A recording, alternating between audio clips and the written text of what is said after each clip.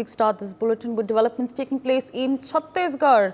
In one of the largest operations by security forces in Chhattisgarh, as many as 29 Maoists have been killed in the Kanker area.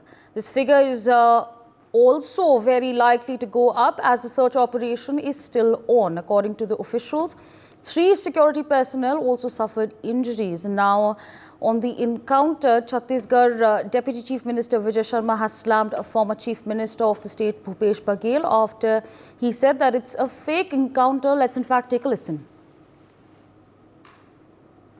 दुखद है कि जो प्रदेश के मुख्यमंत्री रहे भूपेश बघेल जी, वो कल कह रहे हैं कि एनकाउंटर फर्जी है। भाजपा की सरकार में ऐसे भैया ये मतलब जिन जवानों को मैं देखकर आया हूं, क्या फर्जी ढंग से उनको मारा गया है? जितने असला बरामद हुए हैं वो फर्जी हैं, वर्दीधारी सारे हैं वो फर्जी हैं। अब इस तरह से कह के फिर से विषय को बदल देना ये बहुत गलत बात है। और जो भी ऐसे बिंदु हैं, चाहे वो सामाजिक संस्था हो, कोई व्यक्ति हो, कोई विषय हो, जो कुछ भी है, उन सब से मैं निवेदन करना चाहता हूं कि एक बार ये बात समझा दें कि आजादी के इतने सालों तक अगर बस्तर के किसी गांव में बिजली नहीं पहुंची तो गलती किसकी है? वहां पर पानी नहीं पहुंचा है, आंगनबाड़ी नहीं है, स्कूल नहीं है, अस्पताल नहीं है, मोबाइल के टावर नहीं है, सड़क उचित नहीं है, तो किसकी गलती है? क्या ये नहीं होना चाहिए? क्या वहां कोई बीमार नहीं होता जिसको सड़क से जल्दी लेकर के शहर की ओर आने की आवश्यकता है? क्या वहां पर बिजली की आवश्यकता नहीं है? क्या वहां पर टीवी देखने की स्वतंत्रता नहीं है लोगों को? क्या चाहते हैं भाई? गुलाम बना के रखना चाहते हैं सबको? ऐसी विचारधारा वालों से मैं पूछना चाहता हूं, अगर वो उन्नति चाहते हैं उस क्षेत्र का तो हम भी उन्नति चाहते हैं। अगर वो चाहते हैं कि जल जंगल जमीन आदिवासियों का है, हम भी मानते हैं कि जल जंगल जमीन आदिवासियों का है। उस पर निर्णय करना चाहिए। बंदूक उठा करके क्या होगा? क्या बंदूक की नली से सड़क निकलने वाली है? कि बंदूक की नली से अस्पताल निकलने वाला है? कैसे संभव होगा भैया? बनाना पड़ेगा वो सब, तब जा।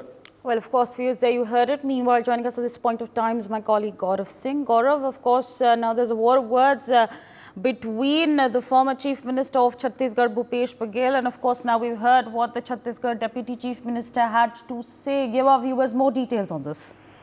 जी बिल्कुल, देखिए जिस तरह से कल जवानों को इस मुठभेड़ में बड़ी सफलता मिली है, उसके बाद जो छत्तीसगढ़ में लोकसभा चुनाव के दौरान नेताओं के बयानबाजी भी यहां पर चालू हो गए। कल भूपेश बघेल ने इस घटना को फर्जी बताते हुए कहा था कि इस तरह से बीजेपी पहले भी आम लोगों को, जो वहां के आदिवासी हैं, उनको मारकर नक्सली घोषित कर दी थी और इस तरह की घटना को वो लगातार अंजाम दे रहे हैं। ठीक चुनाव से पहले इस तरह की घटना को अंजाम दिया जाता है ताकि बीजेपी को चुनाव के दौरान फायदा मिल सके। इस तरह की बातें पूर्व मुख्यमंत्री भूपेश बघेल ने कही। उसके बाद इसके जवाब में अभी विजय शर्मा का साफ तौर पर कहना है कि इस तरह की बातें करना पूर्व मुख्यमंत्री के लिए बिल्कुल भी सही नहीं है, क्योंकि अगर बस्तर क्षेत्र में विकास नहीं हुआ है तो इसका कारण कौन है? क्योंकि 5 सालों तक अभी कांग्रेस की सरकार थी। कांग्रेस की सरकार लगातार ये दावा कर रही थी कि जो नक्सलवादी घटनाएं हैं वो लगातार हमारी सरकार आने के बाद कम होती जा रही है, लेकिन उसके बाद भी आखिर क्या कारण है कि जो वो बस्तर क्षेत्र है वहां पर विकास नहीं पहुंच पाया, वहां सड़कें नहीं बन पाई है, वहां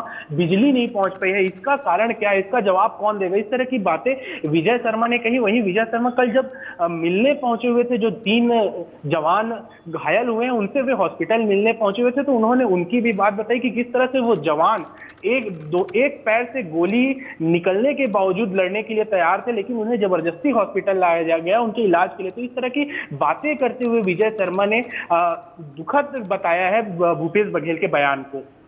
For more such videos, subscribe to the NewsX YouTube channel, hit the bell icon.